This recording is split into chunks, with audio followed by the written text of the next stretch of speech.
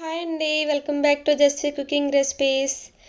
నేను ఈరోజు ఒక కొత్త రకం స్వీట్ ప్రిపేర్ చేస్తున్నాను. ఒకసారి చూసి ట్రై చేయండి, చాలా టేస్టీగా ఉంటుంది. ముందుగా ఒక మిక్సీ జార్ తీసుకొని అందులో 1 కప్ బ్రౌన్ పాట్ తీసేసిన కొబ్బరి ముక్కలు వేసుకొని ఒకసారి బాగా గ్రైండ్ చేసుకోవాలి. తర్వాత 1 కప్పు కాచి చల్లార్చిన పాలు వేసుకోవాలి.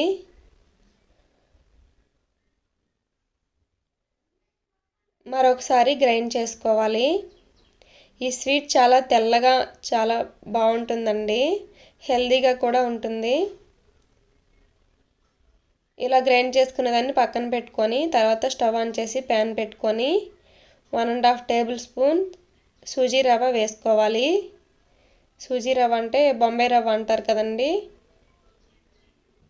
అది వేసుకొని లైట్గా ఫ్రై చేసుకోవాలి. ఇది ఎందుకు వేస్తున్నామంటే కొంచెం స్వీట్ చిక్కబడడానికి,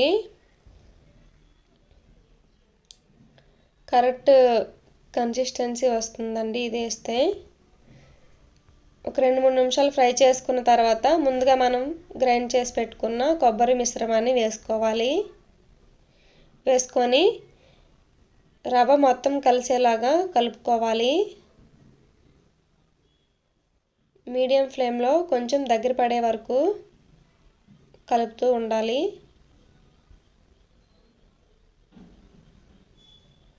ఈ స్వీట్ చాలా టేస్టీగా ఉంటుందండి, పిల్లలకు కూడా చాలా మంచిది. హెల్తీగా తెల్లగా మల్లెపువ్వులాగా చాలా బాగుంటుంది. ఇలా ఫ్రై చేసుకున్న దాన్ని తర్వాత 1 కప్పు పాలు వేసుకోవాలి. మనం దీనికి 2 కప్పుల పాలు వాడాం కదా, 1 కప్పు నీళ్ళు 1 కప్పు పాలైనా సరే వాడుకోవచ్చు. మొత్తం పాలు వాడితే ఇంకా టేస్ట్ పెరుగుతుంది, పాలకోవాలాగా టేస్ట్ చాలా బాగుంటుందండి. ఇందులో మనం షుగర్ కానీ బెల్లం కానీ వాడట్లేదు, పటిక బెల్లం వాడుతున్నామండి. దాన్ని 1/4 కప్పు దంచి పెట్టుకొని ఇందులో వేసుకోవాలి. చిప్స్ కూడా దొరుకుతాయండి, ఇలా గెడ్డలా పెద్దగా దొరుకుతుంది, లేదంటే పటిక బెల్లం చిప్స్ ఉంటాయి కదా, అవి కూడా దొరుకుతాయి, అవైనా వేసుకోవచ్చు. దీని ప్లేస్లో బెల్లం కూడా వేసుకోవచ్చు. తర్వాత 1/2 టీ స్పూన్ యాలకుల పొడి వేసుకోవాలి. మీకు ఇష్టం లేకపోతే స్కిప్ చేసేవచ్చు, వేస్తే చాలా బాగుంటుంది. బాగా కలుపుకొని మీ దగ్గర బాదం పప్పు, జీడిపప్పు, ఏ డ్రై ఫ్రూట్స్ ఉంటే అవి వేసుకోవచ్చు.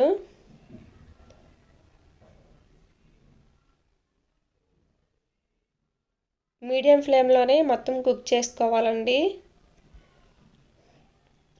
ఇలా ఈ కన్సిస్టెన్సీ వస్తే సరిపోతుంది. ఇప్పుడు స్టవ్ ఆఫ్ చేసుకొని ఒక బౌల్లోకి సర్వ్ చేసుకుందాం.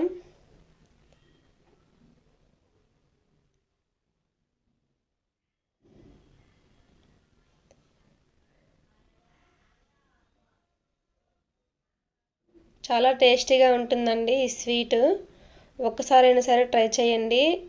ఈ రెసిపీ మీకు నచ్చినట్టయితే నా ఛానల్ని లైక్ చేసి షేర్ చేసి సబ్స్క్రైబ్ చేయండి. Thank you for watching.